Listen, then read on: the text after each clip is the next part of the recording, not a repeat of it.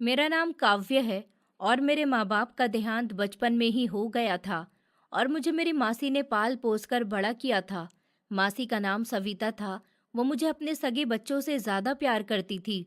मासी के रूप में मैंने अपनी माँ को देखा था। उनकी दो बेटियां थी, लेकिन वो मुझसे छोटी थी।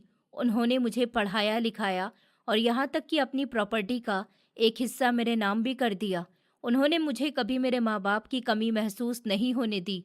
मुझे मेरी पूरी दुनिया मेरी मासी ही लगती थी और मेरे हर दिन की सुबह मासी के मुस्कुराते हुए चेहरे को देखकर होती थी और हर रात उनके मुस्कुराते हुए चेहरे को देखते हुए खत्म होती थी।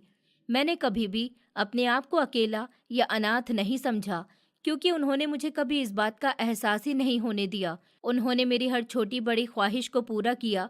उन्होंने मेरी अच्छी परवरिश के साथ साथ मेरी पढ़ाई भी पूरी करवाई। एक दिन मैं मासी के पास बैठी थी और वो मेरे बाल बना रही थी, जब उन्होंने बहुत प्यार से मुझसे बात करना शुरू किया। काव्य बेटी, तुम मेरी सगी बेटियों से बढ़कर हो। मैंने कभी तुम्हें अनाथ होने का एहसास नहीं होने दिया। मेरी हमेशा से बस एक ही कोशिश थी कि मैं तुम्हारी हर ख्वाहिश को पूरा करूं और तुम्हें कभी एहसास नहीं होने दूं कि तुम अनाथ हो। उनकी आंखों में ममता मुझे साफ दिखाई दे रही थी। उनका वो प्यार से मेरे सर पर हाथ फेरना मुझे एक अजीब सा सुकून दे रहा था। मुझे पता था कि वो मेरे बारे में जो भी सोचेंगे अच्छा ही सोचेंगी और जो भी करेंगी अच्छा ही करेंगी। और मैंने जवाब दिया कि हाँ मासी, आपने मुझे एक माँ का प्यार दिया है। मैं आपका ये प्यार और ये एहसान कभी नहीं भूल सकती। मैंने उनके हाथ को पकड़ते हुए उनकी तरफ देखा। मुझे उनके ऊपर बहुत भरोसा था और मैंने कभी सोचा भी नहीं था कि मैं उनकी बात नहीं मानूंगी। उनकी कही बात मेरे लिए पत्थर की लकीर होती थी। अब तुम्हारी पढ़ाई पूरी हो गई है बेटा, और मेरी ख्वाहिश ये है कि मैं तुम्हें अपने हाथों से घर से विदा करूं, तुम्हें दुल्हन बनते देखूं। मैं चाहती हूं कि मेरे जीते जी तुम अपने घर की हो जाओ और मैं तुम्हें तुम्हारी ससुराल में खुश देख सकूं। तो उन्होंने मुस्कुराते हुए मेरी तरफ देखा और वो देखना चाहती थी कि मैं उनकी बात सुनकर किस तरह रिएक्ट कर रही हूँ। मैंने अपना सर झुकाया और कहा, मासी, आप मेरे लिए जो भी सोचेंगी अच्छा ही सोचेंगी। आप जो भी फैसला करती हैं मैं उसी में राजी हूँ। मैंने उन्हें जवाब दिया। मुझे उनके ऊपर बहुत भरोसा था, क्योंकि उन्होंने मेरी परवरिश की थी। वो कभी मेरे लिए कुछ गलत नहीं सोचेंगी और वो मेरे लिए एक अच्छा लड़का ही ढूंढेंगी। मुझे पता था मेरी बेटी कभी मेरी बात नहीं टालेगी। मैं कल ही रिश्ते वाली से बात करती हूँ, ताकि वो तुम्हारे लिए एक अच्छा सा रिश्ता ढूंढ सके। उन्होंने मेरे सर पर प्यार से हाथ फेरते हुए कहा और फिर वो अपने कामों में लग गई। मैं ये सब सोच सोच कर थोड़ा खुश भी हो रही थी और थोड़ा घबरा भी रही थी कि पता नहीं मेरी जिंदगी में आगे क्या होगा। कुछ दिन के बाद ही रिश्ते वाली औरत मासी के पास आई थी। मैं उस वक्त किचन में चाय बना रही थी, लेकिन उनकी आवाज़ें मुझे साफ सुनाई दे रही थी। मैंने चूहे की आंख थोड़ी हल्की की और अपना ध्यान उनकी बातों में लगा लिया। लड़का बहुत खूबसूरत, लंबा चौड़ा, पढ़ा लिखा और बहुत ही अच्छे परिवार से है और कमाता भी बहुत अच्छा है। इनका अपना खुद का घर यहीं पर है, मगर लड़का बाहर काम करता है और उसकी माँ बहुत ही सीधी और शरीफ औरत है। वो लोग बस एक खूबसूरत और अच्छी लड़की की तलाश में हैं, जो उनके घर को संभाल सके। उस रिश्ते वाले ने उस लड़के की बहुत ही तारीफ की। अच्छा, अगर ऐसा है तो लो मुझे उस लड़के की फोटो दिखाओ, और लड़के का नाम क्या है, वो लोग क्या करते हैं। मासी की आवाज़ में खुशी के साथ साथ थोड़ी बेचैनी भी थी। वो उस औरत से हर छोटी से छोटी बात पूछ रही थी। मेरी मासी किसी भी बात में जल्दबाजी करने वाली औरत नहीं थी। उस औरत ने बताया कि लड़के का नाम महेश है। फोटो देखिए, फिर आपको खुद विश्वास हो जाएगा कि मैंने आपसे कुछ झूठ नहीं बोला। वो लोग बहुत खानदानी है। महेश का एक बड़ा भाई भी है, लेकिन वो लोग अलग रहते हैं। घर में बस सास और एक नंद है। महेश की कमाई बहुत अच्छी है और वो तो अपनी पत्नी को भी अपने साथ बाहर ही रखेगा। और उस औरत ने बहुत ही खुश होते हुए मासी को तस्वीर दिखाई। उन्होंने फोटो देखी और मुझे आवाज़ दी, काव्या बेटा, ज़रा इधर आओ। मैं चाय की ट्रे लेकर हॉल में आई। मेरा दिल बहुत ज़ोर से धड़क रहा था और मैंने चाय की ट्रे को टेबल पर रखा और उनके पास जाकर खड़ी हो गई। उन्होंने मुझे वो फ़ोटो दिखाई और कहा कि ये फ़ोटो देखो ज़रा, क्या तुम्हें ये लड़का पसंद है। उन्होंने वो फ़ोटो मेरे हाथ में दे दी और मेरी तरफ देखने लगी। उनकी आंखों में एक उम्मीद थी कि मैं हाँ कह दूंगी। मैंने फ़ोटो देखा। उस फोटो में जो आदमी था वो सच में बहुत ही खूबसूरत था। मैंने सोचा कि अगर इतने अच्छे लड़के से मेरी शादी हो रही है तो फिर मैं क्यों ही मना करूंगी, और जैसा कि इस औरत ने बताया कि लड़का बाहर काम करता है और बहुत अच्छा कमाता है, देखने में भी बहुत अच्छा है, तो मुझे क्या ही ऐतराज़ होगा। मैंने मुस्कुराते हुए कहा कि अगर आपको ठीक लगता है तो मुझे कोई ऐतराज़ नहीं है। मैंने ये कहा और मैं अपने कमरे में आ गई थी। मेरा दिल ज़ोर-ज़ोर से धड़क रहा था। वॉशरूम में गई और मैंने अपने गरम-गरम गालों पर पानी डाला और फिर फेस वॉश किया। मुझे यकीन नहीं आ रहा था कि मेरी ज़िंदगी का इतना बड़ा फ़ैसला इतनी आसानी से होने जा रहा था। मैं बहुत खुश हूँ। मेरी बेटी को रिश्ता पसंद आ गया और उसने हाँ भी कर दी है। तुम उन लोगों से बात करो और कहो कि हमें रिश्ता मंजूर है। लड़के वालों को हमारे घर बुला लो ताकि हम आमने-सामने बैठकर बात कर सकें और शादी की डेट फिक्स कर सकें। मासी ने खुश होते हुए उस औरत से कहा। 1 हफ्ते बाद महेश की बहन और माँ हमारे घर आईं। वो दोनों बहुत खुश थीं। महेश की माँ ने मुझे देखते ही अपने गले लगा लिया और रिश्ता पक्का करते हुए मुझे सोने की अंगूठी पहनाई। उन्होंने मासी से कहा कि हमें आपकी बेटी काव्या बहुत पसंद आई, मुझे अपने घर की बहू बनाना चाहती हैं। क्योंकि महेश बाहर काम करते थे और वो बस कुछ दिन के लिए ही यहाँ छुट्टी पर आए हुए थे। मासी ने उनकी बात को समझा और 2 महीने बाद की शादी की तारीख पक्की हो गई और इसी बीच मेरी और महेश की एंगेजमेंट हो गई। जबकि महेश इंडिया में नहीं था, लेकिन उसकी माँ ने मुझे अंगूठी पहना दी थी और फिर एंगेजमेंट के बाद कभी कभार मेरी महेश से बात हो जाती थी। जब पहली बार उनका फ़ोन आया तो मेरे हाथ कांप रहे थे और मैंने घबराते हुए हेलो कहा। हेलो काव्या, कैसी हो तुम? मुझे यकीन नहीं हो रहा कि मेरी शादी तुम जैसे खूबसूरत लड़की से होने वाली है। उनकी आवाज़ बहुत भारी और दिल को छू लेने वाली थी। उसकी आवाज़ सुनकर मेरे दिल की धड़कनें तेज़ हो गईं। मैं ठीक हूँ। मेरे मुंह से बहुत मुश्किल से ये शब्द निकले थे। मुझे उनसे बात करते हुए बहुत शर्म आ रही थी। मैं बहुत खुश थी। माँ ने तुम्हारी फ़ोटो भेजी थी। तुम सच में बहुत प्यारी हो। मैं बेसब्री से हमारी शादी का इंतज़ार कर रहा हूँ। बस कुछ दिन और, फिर मैं तुम्हारे पास होऊंगा। उन्होंने मुझसे बहुत ही प्यार से बात की थी और उनसे बात करके मुझे ऐसा लग रहा था जैसे मैंने उनसे पहली बार बात नहीं की है और मैं उन्हें बहुत पहले से जानती हूँ। उनसे बात करने के बाद मुझे अपनापन महसूस हुआ था और देखते ही देखते शादी का वक्त पास आ गया और शादी की तैयारी घर में जोरों शोरों से होने लगी। मासी ने मेरी शादी में किसी भी तरह की कोई कमी नहीं छोड़ी थी। आखिरकार शादी का दिन आ गया। महेश बारात लेकर आए। हमने 7 फेरे लिए और फिर हम दोनों हमेशा हमेशा के लिए एक दूसरे के हो गए। मुझे विदा करते हुए मेरी मासी ने मुझे बहुत प्यार किया और वो रोने लगी और फिर मैं विदा होकर महेश के साथ उनके घर आ गई थी। मेरी नंद और सास ने मेरा स्वागत किया और मेरी नंद ने मुझे मेरे कमरे तक छोड़ दिया। मैं दुल्हन बनी हुई बेड पर बैठी हुई थी और महेश के आने का इंतजार कर रही थी। मैं वहां बैठी हुई घबरा रही थी और वो इतना भारी लाल कलर का शादी का लहंगा पहने हुए। मैं थक गई थी, लेकिन महेश से मिलने की खुशी में मैं उस थकावट को भी भूल गई थी। इतनी ही देर में दरवाज़ा खुला और मेरी नंद अंदर आई। उसके हाथ में दूध का गिलास था। भाभी, माँ ने कहा है आप भूखी होंगी और थक गई होंगी, आप ये दूध पी लीजिए। मेरी नंद ने मुस्कुराते हुए मुझे दूध का गिलास दिया। मैंने उसकी तरफ देखा और कहा, लेकिन मुझे भूख नहीं है। मैंने उससे हिचकिचाते हुए मना करने की कोशिश की। मैं चाहती थी कि महेश आए तो मैं उनके साथ ही कुछ खाऊं पीऊं। नहीं भाभी, आप इसे पी लीजिए, वरना माँ नाराज होंगी और वो मुझे डांटेंगी अगर मैं दूध का गिलास ऐसे ही वापस लेकर गई तो।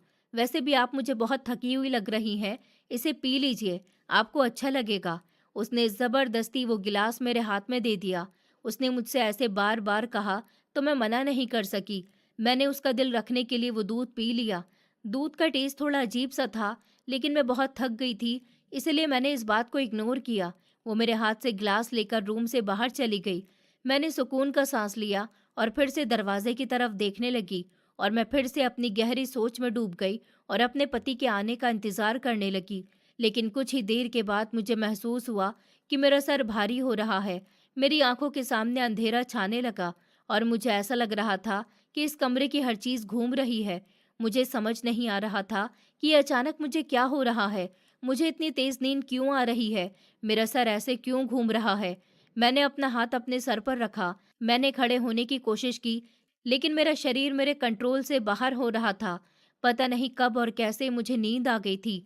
जब मेरी सुबह आँख खुली तो पूरे कमरे में सूरज की रोशनी फैली हुई थी और मेरे सर में भी अभी हल्का-हल्का दर्द हो रहा था। मैंने हड़बड़ाकर इधर-उधर देखा तो सब कुछ बिखरा हुआ था और उस कमरे में मेरे अलावा कोई भी नहीं था। मेरे दिल में एक सवाल आया कि महेश कहाँ है और रात भर कमरे में आए थे या नहीं। मैंने घबराहट में बेड से खड़े होते हुए खुद से सवाल किया। मैंने पहले जल्दी से वॉशरूम का दरवाज़ा खोलकर देखा, लेकिन वॉशरूम में भी कोई नहीं था। मैंने बाहर बालकनी में भी जाकर चेक किया, लेकिन उस कमरे में मेरे अलावा कोई और नहीं था। मैं जल्दी से फ्रेश हुई और रेडी होकर नीचे चली गई। नीचे हॉल में मेरी सास बैठी हुई नाश्ता कर रही थी। मुझे देखते ही उन्होंने अपने चेहरे पर मुस्कुराहट लाते हुए मुझसे कहा कि आओ बेटी, उठ गई तुम, कैसी तबीयत है तुम्हारी? उन्होंने मुझसे बहुत प्यार से पूछा, लेकिन उनकी आंखों में देखने से मुझे ऐसा लग रहा था जैसे वो मुझसे कुछ छुपा रही हैं। उन्होंने मुझे अपने पास कुर्सी पर बैठाया। हाँ माँ, मैं बिल्कुल ठीक हूँ, लेकिन महेश कहाँ है? मुझे वो कमरे में नजर ही नहीं आए। मैंने बेचैनी से उनके पास बैठते हुए पूछा। पता नहीं क्यों, मगर मेरा दिल थोड़ा डर रहा था। मेरी आवाज़ में खौफ था, जिसको मैं छुपाने की कोशिश कर रही थी, लेकिन मैं फिर भी नहीं छुपा सकी। बेटी, दरअसल महेश को इमरजेंसी में अपने काम पर वापस जाना पड़ा। वो तुम्हें सोता हुआ छोड़कर रातों रात एयरपोर्ट के लिए निकल गया। उसके बॉस का फ़ोन आ गया था और उसे हर हाल में सुबह की फ़्लाइट से अपने काम पर पहुंचना था। उन्होंने चाय का कप टेबल पर रखते हुए मुझे बताया। ये आप क्या कह रही हैं माँ जी? अर्जेंट? ऐसे कैसे जाना पड़ गया? हमारी कल ही तो शादी हुई है और आज वो मुझे छोड़कर बिना बताए कैसे चले गए? मेरी आवाज़ कांप रही थी और आंखों में आंसू आ गए थे। मुझे समझ नहीं आ रहा था कि महेश की ऐसी क्या मजबूरी थी कि वो मुझसे मिले बिना ही चले गए। मैंने तो कितने सपने देखे थे, लेकिन उन्होंने मुझे समझाया और मेरे सर पर प्यार करते हुए बोली, काम के सिलसिले में जाना ही पड़ता है। आदमियों के 1000 अर्जेंट काम होते हैं। तुम फिक्र मत करो, मैं उससे कहूंगी कि वो तुम्हें जल्दी ही अपने पास बुला ले, फिर तुम दोनों वहां पर खुशी से रहना। उसने मुझसे कहा है कि वो वहां पर पहुंचकर तुम्हें फ़ोन करेगा। तुम परेशान मत हो। उन्होंने मुझे समझाते हुए चुप तो करा दिया और मैं यही सोचकर वहां पर रहने लगी कि जल्दी ही महेश यहाँ आ जाएंगे या फिर मुझे अपने पास बुला लेंगे। वक्त बहुत तेज़ी से गुजर रहा था और मैं अपने ससुराल में महेश का इंतज़ार करते हुए दिन गुजार रही थी। हर रोज़ मेरी सास मेरे सर पर प्यार से हाथ फेरती और मुझे तसल्लियाँ देती कि मैं परेशान ना हूँ और ना ही कोई टेंशन लूँ। महेश जल्दी ही वापस आ जाएंगे। मेरी नंद अभी 12th क्लास में थी और वो ज़्यादा बड़ी नहीं थी। वो स्कूल से आकर मेरे पास बैठ जाती थी और मुझसे घंटों घंटों बातें किया करती थी। उन दोनों का व्यवहार मेरे साथ बहुत अच्छा था और रोज़ रात में वही दूध का गिलास अब तो जैसे अब रोज़ का रूटीन बन गया था, जिसे पीकर मैं एक गहरी नींद में चली जाती थी और फिर मैं रोज़ सुबह उठती तो मुझे बहुत थकान महसूस होती और मेरे सर में दर्द होता, जिसे मैं नज़रअंदाज कर दिया करती थी और समझती थी कि शायद मैं टेंशन ले रही हूँ, इसीलिए ऐसा हो रहा है। एक शाम मैं अपने कमरे में बैठी थी जब महेश का फ़ोन आया। मेरी आंखों में खुशी की चमक आ गई और मैंने बहुत खुश होते हुए महेश से पूछा, आप मुझे कब अपने पास बुला रहे हैं? मैं यहाँ आपके बगैर बहुत अकेली हो गई हूँ। मेरी आवाज़ में एक परेशानी और शिकायत थी, जैसे मैं अंदर ही अंदर बहुत परेशान हूँ और जैसे तैसे करके बस दिन गुजार रही हूँ। मैंने फ़ोन को बहुत मजबूती से पकड़ रखा था। काव्या, मुझे भी तुम्हारी बहुत याद आती है। मैं दिन रात इसी कोशिश में हूँ कि तुम्हें अपने पास बुला लूँ। कुछ वीज़ा की परेशानी है, जिसे मैं ठीक करने की कोशिश कर रहा हूँ और जैसे ही तुम्हारा वीज़ा लगेगा, मैं तुम्हें अपने पास बुला लूँगा। उनकी आवाज़ में बहुत हमदर्दी और परेशानी थी। लेकिन महेश, मुझे यहाँ कुछ अच्छा नहीं लगता। आप तो मेरी शादी की अगली सुबह ही मुझसे दूर चले गए। मुझे ऐसा लगता है जैसे मेरी ज़िंदगी कहीं रुक सी गई है। मेरी आंखों से आंसू गिरने लगे, लेकिन मैंने उन्हें साफ किया। तुम फिक्र मत करो, माँ और छोटी है ना तुम्हारे पास, तुम्हारा ख्याल रखने के लिए। बस कुछ दिन और सब्र कर लो। मैं तुम्हें यहाँ बुलाने की जल्द से जल्द कोशिश कर रहा हूँ। उन्होंने मुझे तसल्ली दी और फिर काम का बहाना बनाते हुए कॉल कट कर दी। मैंने फ़ोन बेड पर फेंका और गहरी सांस ली, तो मुझे उनकी बातों से तसल्ली तो मिलती थी, लेकिन मेरी बेचैनी कम नहीं होती थी। और फिर दिन महीनों में बदलने लगे। मुझे हमेशा चक्कर आते थे और बहुत कमज़ोरी महसूस होती थी। मैं अब पूरा पूरा दिन अपने कमरे में रहती थी और बाहर कम ही आती जाती थी। एक दिन मैं नाश्ते के टेबल पर बैठी हुई सबके साथ नाश्ता कर रही थी, तभी मेरे पेट में दर्द हुआ और मुझे वॉमिटिंग आने लगी। मैंने अपने मुंह पर हाथ रखा और वॉशरूम की तरफ भागती हुई चली गई। मेरी सास और नंद मुझे हैरत से देख रही थी। जब मैं वॉशरूम से बाहर आई तो मेरा चेहरा पीला पड़ चुका था। क्या हुआ काव्या बेटी, तुम्हारी तबीयत तो ठीक है? तुम्हारा चेहरा बिल्कुल पीला हो रहा है। उन्होंने अपनी चेयर से खड़े होते हुए मुझे परेशान होते हुए पूछा और मेरे माथे पर हाथ रखा। हाँ माँ, बस थोड़े चक्कर आ रहे हैं और दिल घबरा रहा है और पेट में भी थोड़ा दर्द हो रहा है। लगता है फूड पॉइजनिंग हो गई है। मुझे सच में कुछ समझ नहीं आ रहा था कि मेरे साथ ये सब क्या हो रहा है। तुम आराम करो बेटी, मैं तुम्हारे लिए नींबू पानी बनाकर लाती हूँ। मैं अपने कमरे में चली गई और मेरी सास किचन में और मेरी नंद मेरे पास आकर बैठ गई। माँ, मैं चाह रही थी कि मैं थोड़ी देर के लिए आज मासी के पास चली जाती हूँ। जल्द ही घर वापस आ जाऊंगी। बहुत दिन हो गए हैं उनसे मिले हुए और शायद वहां जाकर मेरी तबीयत भी थोड़ी ठीक हो जाए।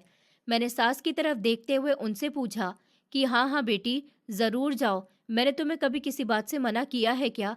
तुम आराम से जाओ और चाहो तो कुछ दिन अपनी मासी के पास रहकर आ जाओ। मैंने एकदम से जाने के लिए तैयारी की। मैंने कपड़े चेंज किए और अपना बैग उठाकर घर से निकल गई। रास्ते में मेरी तबीयत खराब हो रही थी। मुझे ऐसा लग रहा था जैसे मेरा सर घूम रहा है। मैंने रिक्शा वाले भैया से अस्पताल की तरफ ले जाने के लिए कहा, तो मैंने सोचा कि मासी के घर जाने से पहले मैं डॉक्टर को दिखा दूं। मेरी तबीयत शायद ठीक हो जाएगी। आज अस्पताल में काफ़ी रश था, मगर मेरी हालत देखकर डॉक्टर ने पहले मुझे देखा। डॉक्टर एक बहुत ही समझदार औरत लग रही थी।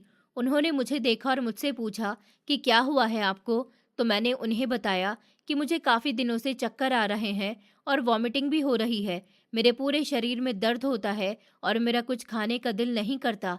मैंने कुर्सी के पीछे टेक लगाते हुए अपनी सारी परेशानियां बता दी। काव्या, मुझे तो आपको देखकर कुछ और ही लग रहा है। क्या आपकी शादी हो चुकी है?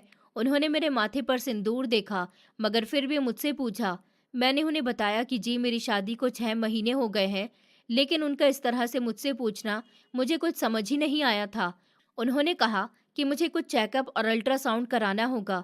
मुझे जो शक है वो टेस्ट के बाद ही अब पता चलेगा। आप नर्स के साथ जाइए और ये रिपोर्ट कराकर ले आइए। मैंने घबराते हुए नर्स के साथ जाकर सारे टेस्ट करवाए और दोबारा डॉक्टर के केबिन के बाहर खड़े होकर डॉक्टर से मिलने का इंतजार करने लगी। मेरा दिल जोर जोर से धड़क रहा था। आधे घंटे के बाद मुझे अंदर बुलाया गया। डॉक्टर ने मेरी रिपोर्ट्स देखी और मुझसे कहा कि काव्या, एक गुड न्यूज़ है। आप माँ बनने वाली हैं और आपकी प्रेगनेंसी को 2 महीने हो गए। डॉक्टर ने मुस्कुराते हुए मेरी तरफ देखा, लेकिन ये खबर मेरे लिए किसी सदमे से कम नहीं थी। ये सुनकर पैरों के नीचे जमीन निकल गई। मेरा दिमाग सुन्न हो गया और मुझे मेरे कानों पर यकीन नहीं हो रहा था कि मैंने ये क्या सुन लिया। मैं कुर्सी से उठ खड़ी हुई और मेरे हाथ पैर कांपने लगे। आप ये क्या कह रही हैं डॉक्टर? ये नामुमकिन है। मुझे लगता है कि ये रिपोर्ट्स मेरी नहीं है। शायद गलती से किसी और की रिपोर्ट्स मुझे दे दी गई हैं। लगता है आपको कोई बहुत बड़ी गलतफहमी हो रही है। मैंने ये कहते हुए रिपोर्ट्स उनके हाथ से ली। मेरी आंखों से डर के मारे आंसू बहने लगे।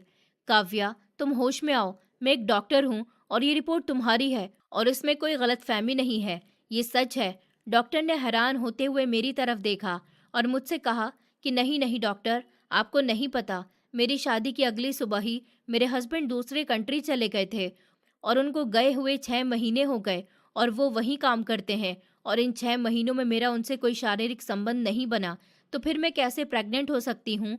डॉक्टर, कह दीजिए कि ये झूठ है, ये सच नहीं हो सकता। मैं फूट फूट कर उनके सामने रोने लगी और उन्हें सब कुछ बता दिया। मेरी आवाज़ डॉक्टर के पूरे केबिन में गूंज रही थी। मेरी बात सुनकर डॉक्टर भी हक्का बक्का रह गई। उन्होंने मुझे कुर्सी पर बैठाया और पानी का ग्लास मेरे हाथ में दिया।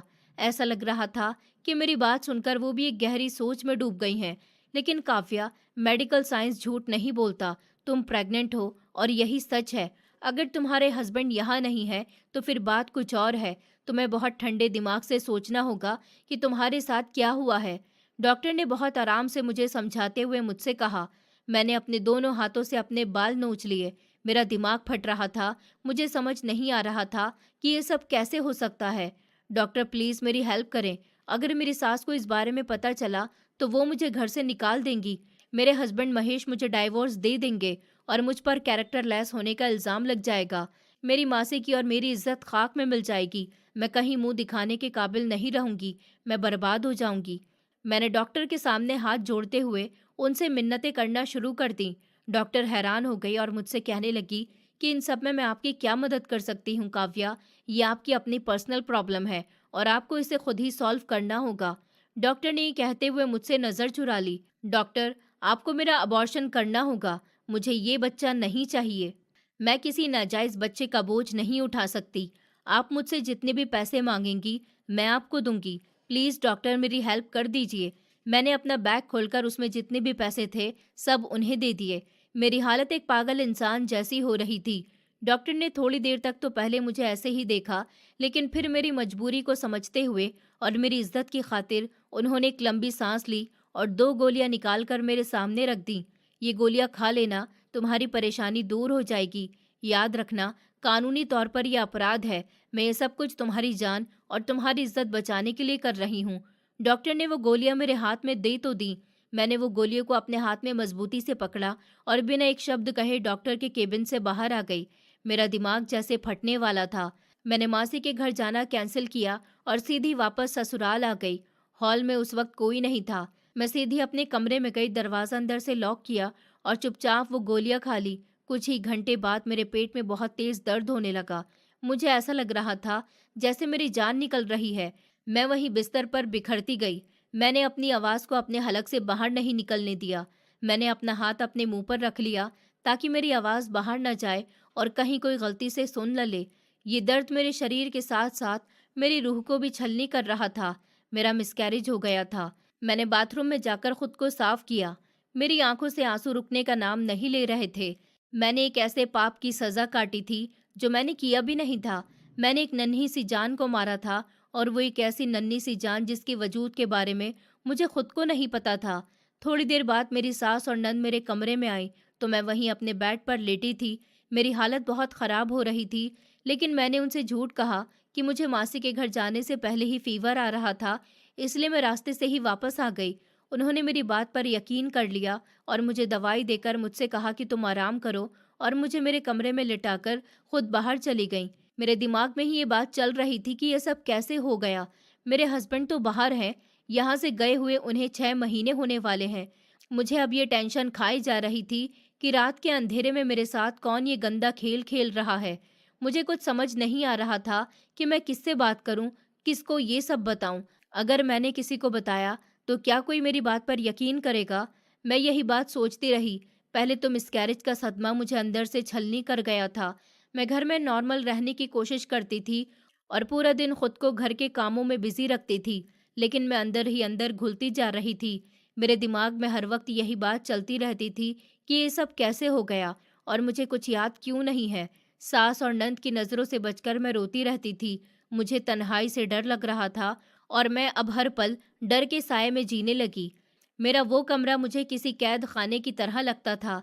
मैंने बहुत बार रात को दूध पीने से मना किया, जो मेरी नंद मेरे पास रोज़ रात को लेकर आती थी, लेकिन वो कोई ना कोई बहाना बनाकर मुझे ज़बरदस्ती वो दूध पिला ही देती थी। भाभी, आप आजकल बहुत कमज़ोर लग रही हैं। माँ ने आपके लिए हल्दी वाला दूध भेजा है, इसे पी लीजिए, आपका चेहरा भी पीला पड़ रहा है। वो वहीं खड़े होकर मुझे दूध का गिलास देने लगी और उसके चेहरे को देखकर ऐसा लग रहा था जैसे कि वो मेरी बहुत फिक्र करती है और मेरे लिए थोड़ी परेशान है। मुझे भूख नहीं है और मेरा दिल भी घबरा रहा है। तुम ये दूध का गिलास वापस ले जाओ, मैंने चादर ओढ़ते हुए उससे कहा। मुझे इस दूध में से एक अजीब सी स्मेल आती थी और मैं उसको पीने से थोड़ा डरती थी। ऐसे कैसे वापस ले जाऊं? माँ मुझसे कहती है कि मैं अपनी भाभी का ठीक से ख्याल भी नहीं रख सकती। आप चाहें तो आप आधा गिलास पी लें और बाकी का मैं पी लूंगी। उसके चेहरे पर ऐसी हमदर्दी देखकर मैंने मना नहीं किया। उसने वो गिलास मेरे हाथ में दे दिया और उसकी इतनी जिद के आगे मैं हमेशा हार मान जाती थी और वो दूध मैं पी लेती थी। वक्त बहुत तेजी से गुजर रहा था, लेकिन मेरी तबीयत दिन ब दिन अब और ज़्यादा ख़राब होने लगी थी और महेश की कॉल्स भी अब कम आती थी।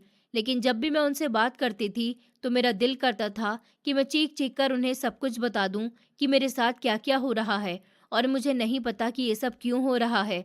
लेकिन मैं चुप रहती थी और फिर एक शाम उनकी कॉल आई तो मैंने अपनी पूरी हिम्मत जमा करके उनसे बात करने की कोशिश की।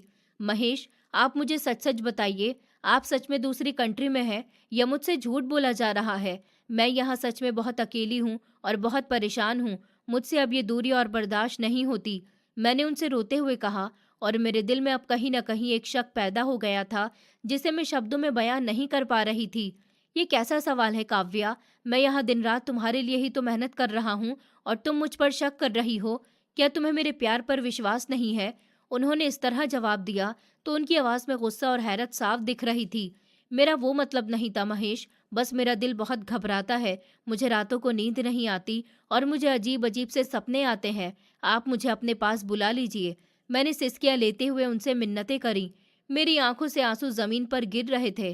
तुम्हारा दिमाग खराब हो गया है। अकेले रह रहकर तुम माँ से कहो कि तुम्हें किसी अच्छे डॉक्टर को दिखा दे, और मैं कोशिश कर रहा हूँ। बस वीज़ा की परेशानी दूर होते ही मैं तुम्हें अपने पास यहाँ बुला लूँगा। चलो अब मुझे काम करना है, मैं तुमसे बाद में बात करूँगा। उन्होंने बहुत ही गुस्से में मुझे 2-4 बातें सुनाते हुए कॉल कट कर दी। उन्होंने मुझे तोड़कर रख दिया था। मैं बेबसी से बेड पर बैठ गई और फूट-फूट कर रोने लगी। मुझे हर तरफ से अंधेरा ही अंधेरा नज़र आ रहा था। खुद को अपने कमरे में मैंने बंद कर लिया था। मेरे अभी पहले मिसकैरेज को 2 महीने ही हुए थे कि मेरी तबीयत फिर से पहले जैसी रहने लगी थी।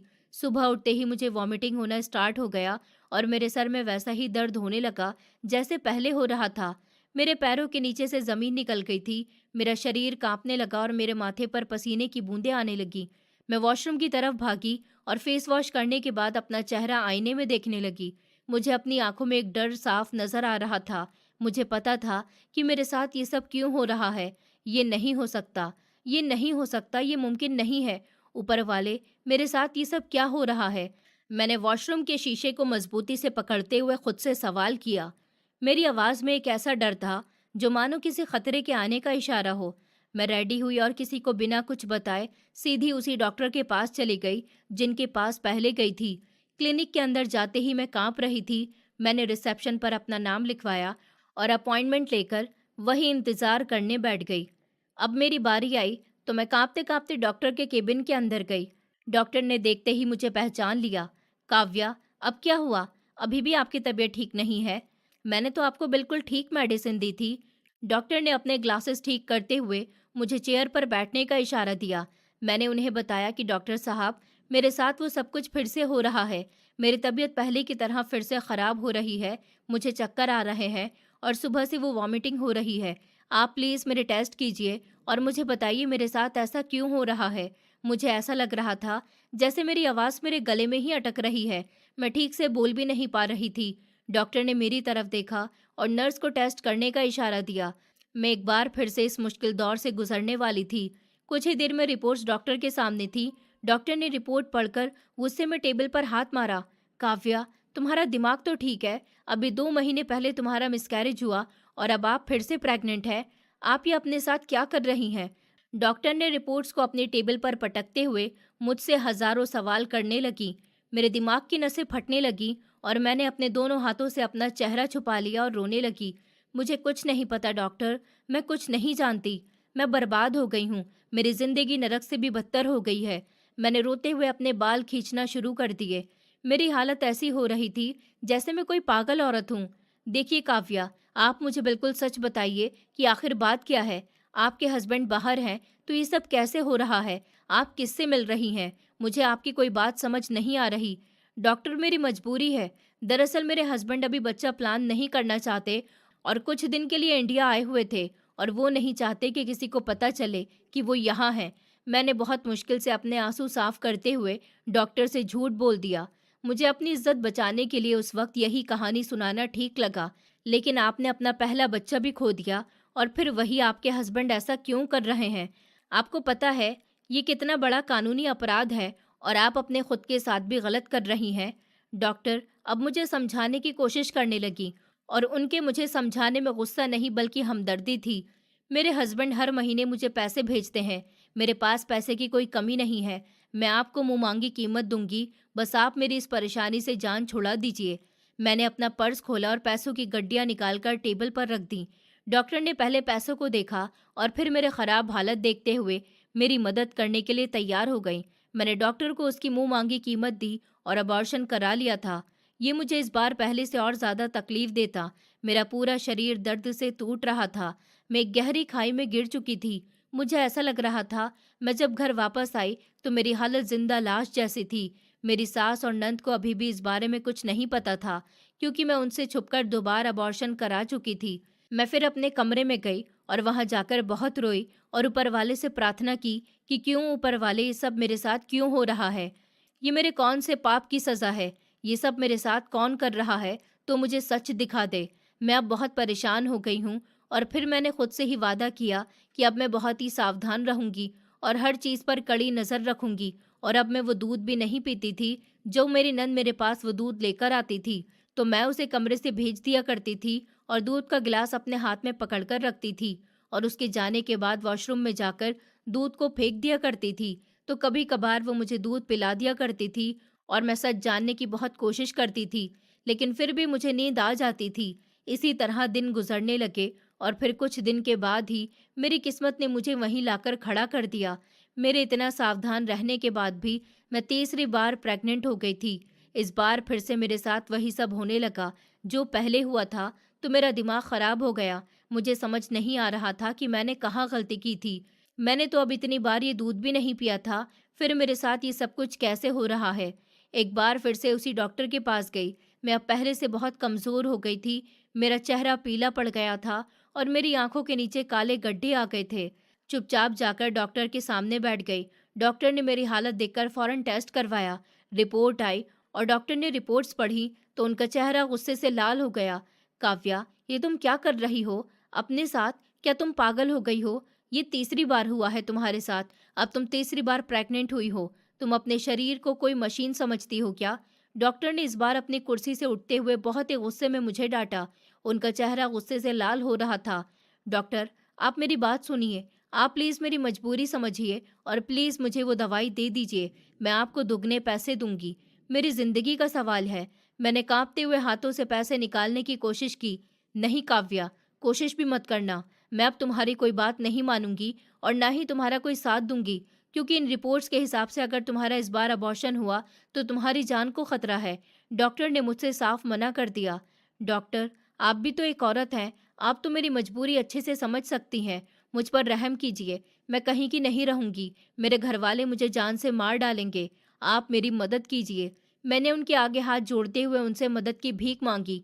मेरी आंखों से लगातार आंसू बह रहे थे। इस बार मैं आपका अबॉर्शन नहीं कर सकती। अगर इस बार आपका अबॉर्शन हुआ तो आपकी जान भी जा सकती है। आपको अपनी जान की परवाह करनी चाहिए। लेकिन मैं ऐसे कैसे रहूंगी? अगर इस बच्चे के साथ रहूंगी तो फिर सबसे क्या कहूंगी कि ये बच्चा किसका है? मैंने उन्हें समझाने की बहुत कोशिश की, मगर इस बार भी वो मेरी बात नहीं मान रही थी। उन्होंने मुझे साफ मना करते हुए बहुत समझाया कि मैं घर जाऊं और अपने घर वालों को सब कुछ सच सच बता दूं, अपने हस्बैंड को बुलाऊं। लेकिन मैं ऐसा नहीं कर सकती थी, क्योंकि मुझे खुद ही नहीं पता था कि मेरे साथ ऐसा क्यों हो रहा है और मैं सबसे क्या कहती। सब मुझे ही गलत समझते। इसीलिए मैंने चुप रहना ही ठीक समझा और डॉक्टर ने मुझसे कहा कि आप मेहरबानी करके यहाँ से चली जाइए। डॉक्टर ने क्लिनिक के गेट की तरफ इशारा करते हुए मुझे बाहर जाने का रास्ता दिखाया था। मैं क्लिनिक से बाहर निकली तो मुझे ऐसा लग रहा था जैसे कि मैं किसी खाई में गिर रही हूँ। मैं रोते हुए घर वापस जाने लगी। रोड पर गाड़ियाँ और चलते हुए लोग मुझे बहुत बुरे लग रहे थे। मेरा दिमाग खराब हो चुका था और मुझे नहीं पता था कि अब मैं क्या करूँगी। मैं यही सोचते सोचते घर के दरवाजे पर पहुंची तो मेरा दिल जोर जोर से धड़क रहा था। मैंने एक गहरी सांस ली और दरवाज़ा खोलकर अंदर चली गई। मैंने सोचा भी नहीं था कि आज मेरे सामने इस रात से पर्दा उठने वाला है। आज ऊपर वाले ने मेरी प्रार्थना सुन ली थी और आज मेरे सामने सब सच आने वाला था। मैं धीरे धीरे चलते हुए अंदर जा रही थी। मैं वैसे ही बहुत परेशान थी और डॉक्टर की बातें सुनने के बाद तो मेरी आखिरी उम्मीद भी टूट गई थी। पूरे घर में खामोशी छाई हुई थी और सास घर पर नहीं थी। शायद वो किसी काम से मार्केट गई थी। मैं सीधी अपने कमरे की तरफ जा रही थी तो हॉल में मेरी नंद किताबें फैलाई हुई साइड में गहरी नींद में सो रही थी। मैंने अपने आंसू साफ किए और बिखरी हुई किताबें ठीक से रखने लगी। मैंने जैसे ही सारी किताबें उठाकर उसके बैग में रखी तो उसके बैग के अंदर देखकर मैं हैरान रह गई। उसके बैग में एक बहुत ही महंगा फ़ोन था। मेरी नंद अभी बहुत छोटी थी और स्कूल जाती थी, फिर भी उसके पास ये मोबाइल था और उसके बारे में घर में किसी को कुछ नहीं पता था कि उसके पास मोबाइल कहाँ से आया और उसके पास ये मोबाइल क्यों है और वो इतनी छोटी सी बच्ची इस मोबाइल का क्या ही करती होगी। मैंने परेशान होते हुए उस फ़ोन को उसके बैग से बाहर निकाला। मैं वैसे ही उस टाइम बहुत ज़्यादा परेशान थी, लेकिन फिर भी पता नहीं मैंने क्या सोचा। मैं उसका वो फ़ोन चेक करने लगी। मैंने उस फ़ोन को ऑन किया, पर उस पर कोई पासवर्ड नहीं लगा हुआ था और मैंने जैसे ही फ़ोन ओपन किया, मैं सीधा व्हाट्सएप में चली गई। व्हाट्सएप ओपन किया और उसमें चैट देखी तो मेरे पैरों के नीचे से ज़मीन निकल गई और उसमें जो मैसेजेस थे वो किसी और के नहीं बल्कि मेरे अपने हस्बैंड महेश के नंबर से आए हुए थे। आज रात फिर आऊँगा, अपनी भाभी को याद से दूध में नींद की गोली डालकर दे देना। मुझे ज्यादा इंतजार मत करवाना। व्हाट्सएप की उस चैट को पढ़कर मुझे ऐसा लगा जैसे किसी ने मेरे सर पर जोर से हथौड़ा मार दिया हो और मेरी आंखों के सामने अंधेरा छाने लगा। मैंने फिर उस बैग को दोबारा से देखा तो बैग की एक साइड में छोटी सी शीशी रखी हुई थी जिसमें नींद की कुछ गोलियां साफ नजर आ रही थी। ये सब क्या है और इस घर में मेरे साथ कौन सा खेल खेला जा रहा है? मुझे कुछ समझ नहीं आ रहा था कि ये लोग मेरे साथ ऐसा क्यों कर रहे हैं। मैं गुस्से और सदमे से निढाल हो गई और मैंने जल्दी से वो फोन और वो शीशी बैग में वापस रख दी। वहां से उठकर मैंने अपने दिल ही दिल में सबको बहुत बुरा भला कहा था और मैंने अपनी प्लानिंग की थी कि मैं आज रात को दूध का गिलास नहीं पीऊंगी, चाहे कुछ भी हो जाए। रात हो चुकी थी, चारों तरफ अंधेरा छा गया था, घड़ी की रफ्तार बहुत तेज हो गई थी, वक्त बहुत तेजी से बीत रहा था और फिर रोज की तरह मेरी नंद हंसते हुए मेरे कमरे में आई और उसके हाथ में वही दूध का गिलास था। मुझसे मुस्कुराते हुए बोली, भाभी ये दूध पी लीजिए, आपकी तबीयत इन दिनों बहुत ज्यादा खराब है, दूध पीकर आपको अच्छा लगेगा। उसने बहुत मासूमियत से मुस्कुराते हुए दूध का गिलास मेरी तरफ बढ़ाया और मेरे बेड के पास खड़ी हो गई। हाँ मैं पी लेती हूँ, तुम इसे मेरी साइड टेबल पर रख दो, मुझे अभी तो बिल्कुल प्यास नहीं है, फिक्र मत करो, मैं थोड़ी देर में पी लूंगी। मैंने थोड़ा मुस्कुराते हुए उससे कहा और उसको कमरे से बाहर जाने का कह दिया। वो गिलास रखकर चुपचाप कमरे से बाहर चली गई। मैं बेड से जल्दी से उठी और मैंने उठकर सारा दूध वॉश बेसिन में बहा दिया और जल्दी से आकर खाली गिलास वहीं टेबल पर रख दिया और फिर मैं चादर ओढ़कर लेट गई। सोने का ड्रामा करने लगी, मगर मेरे दिमाग में अभी वही बात चल रही थी कि ये लोग मेरे साथ ऐसा क्यों कर रहे हैं। मैंने इन लोगों का ऐसा क्या बिगाड़ा है जो इन्होंने मेरे साथ इतना गंदा खेल खेला है। मैं इन्हें कभी माफ नहीं करूंगी। लेकिन फिर मैं ये भी सोच रही थी कि महेश की ऐसी क्या मजबूरी होगी जो उन्होंने मेरे साथ ऐसा किया और उन्होंने मुझसे झूठ क्यों बोला कि वो बाहर गए हुए हैं। उन्हें मुझसे मिलना था तो वैसे भी आ सकते थे, उन्हें इतना बड़ा ड्रामा रचाने की क्या जरूरत थी। आज इस रात से पर्दा उठ जाएगा। कुछ घंटे बाद दरवाजा बहुत धीरे से खुला, किसी के दबे पैर चलने की आवाज सुनाई दी। सबसे बड़ा सदमा तो मुझे अब लगा जब कमरे में एक अनजान आदमी आया जिसको मैं जानती तक नहीं थी। ये एक सांवले रंग का आम से दिखने वाला आदमी था। हवस भरी नजरों से मेरी तरफ बढ़ रहा था। मैं बहुत घबरा गई। मैंने सोचा ये सब क्या हो रहा है और ये आदमी मेरे कमरे में क्या करने आया है। मुझे कुछ समझ नहीं आ रहा था और मेरा सारा डर एक पल में गुस्से में बदल गया। मैं तेजी से बिस्तर से उठी और उस आदमी को देखकर शोर मचाने लगी और जोर जोर से चीखने लगी कि तुम कौन हो और इस वक्त मेरे कमरे में क्या कर रहे हो? फौरन निकल जाओ यहाँ से। मैंने उस आदमी को मारने के लिए अपनी साइड टेबल पर रखा हुआ लैंप उठा लिया और अपनी पूरी ताकत से चीखी। मेरी जोरदार चीखें सुनकर वो आदमी घबराया और इस वक्त मेरी सास और नंद भागते हुए मेरे कमरे में आ गईं। उनके चेहरे पर डर और उनके पकड़े जाने का खौफ साफ नजर आ रहा था। मैंने उन्हें देखकर उनसे पूछा कि ये आदमी कौन है और ये इस टाइम यहाँ क्यों आया है? मुझे सब सच सच बताइए।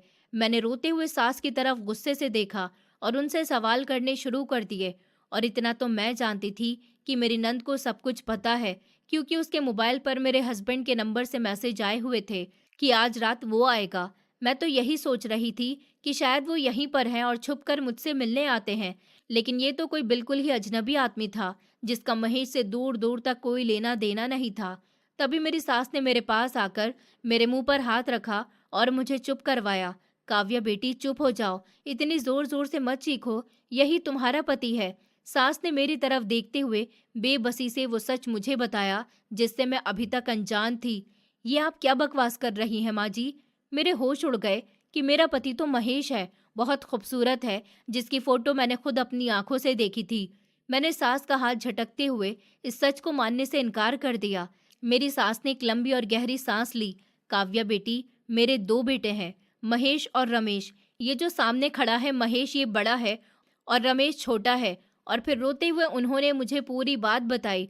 महेश सांवले रंग का और आम से शक्ल का था, लेकिन ये तुम्हें बहुत पसंद करता था, इसलिए तुम्हें कॉलेज से आते जाते बहुत बार देखा था और वो तुमसे शादी करना चाहता था।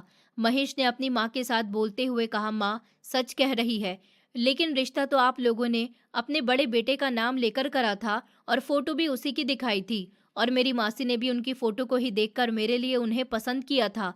क्या वो भी आप लोगों के साथ मिली हुई थी? मैंने पागलों की तरह रोते हुए उनसे सवाल पूछा और अपना सर पकड़ लिया। लेकिन हम लोग तुम्हारी मासी के पास पहले महेश का रिश्ता लेकर ही आए थे, लेकिन तुम्हारी मासी ने उसका फोटो देखकर साफ मना कर दिया था कि तुम इस रिश्ते के लिए नहीं मानोगी और तुम्हें वो पसंद भी नहीं आएगा, क्योंकि तुम खुद इतने खूबसूरत हो। तुम कैसे किसी भी सांवले और आम से दिखने वाले लड़के से शादी कर लेती। मेरी सास ने रोते हुए मेरे पैरों में बैठने की कोशिश की। मैंने ये देखा तो मैं पीछे हट गई। इसलिए हमने रमेश का फोटो दिखाकर महेश का रिश्ता तुमसे किया। और सबसे बड़ी बात ये कि तुम्हारी मासी भी हमारे साथ मिली हुई थी और उन्होंने ही हमसे ये कहा था कि हम ये काम करें, हम रमेश का फोटो दिखाकर महेश का रिश्ता लेकर जाएं और महेश से ही तुम्हारी शादी करवा दें। उनकी वो बातें सुनने के बाद मुझे एक और झटका लगा। मासी मेरे साथ ऐसा कैसे कर सकती हैं, जिन्होंने मुझे हमेशा माँ बाप बनकर पाला और मैं उन पर कितना भरोसा करती थी। इन लोगों की इस घिनौनी साजिश की वजह से मेरा तो वजूद ही मिट गया था। मेरी शादी हुई, लेकिन मैं अपना पति किसी और को समझती थी, जबकि मेरा असली पति तो कोई और ही था, जो रात को चोरों की तरह मेरे पास आता था। मैंने अपने 2 बच्चों को खुद मारा, जो कि जायज़ थे, नाजायज़ नहीं। और ये सब कुछ मुझसे एक बहुत बड़ी गलतफहमी की वजह से हुआ। आप लोगों ने मेरे साथ ऐसा जुल्म क्यों किया? क्या मैं कोई बेजान खिलौना थी? मैं ज़मीन पर घुटनों के बल बैठकर रोने लगी। मेरा दिल खून के आंसू रो रहा था। जोड़ी तो ऊपर से बनकर आती है ना। मैंने महेश को इसी शक्ल के साथ इसी ही खुशी खुशी अपना लेती, लेकिन मुझे इतना बड़ा धोखा क्यों दिया गया? मैंने महेश की तरफ देखते हुए चीख कर कहा, तुम सबको अंदाजा भी है कि मैंने क्या क्या सहा है। मैंने अपने हाथों से अपने बच्चों को मारा।